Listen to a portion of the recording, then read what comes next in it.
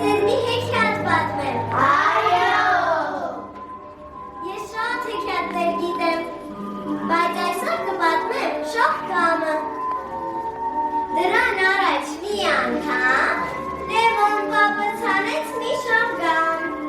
Շողկամն աճեց մեծացավ։ Լևոն պապը տեսավ զարմացավ։ Պապ, այս ինչ շողկամ է։ Եկա գնանք քաշենք արևոտ։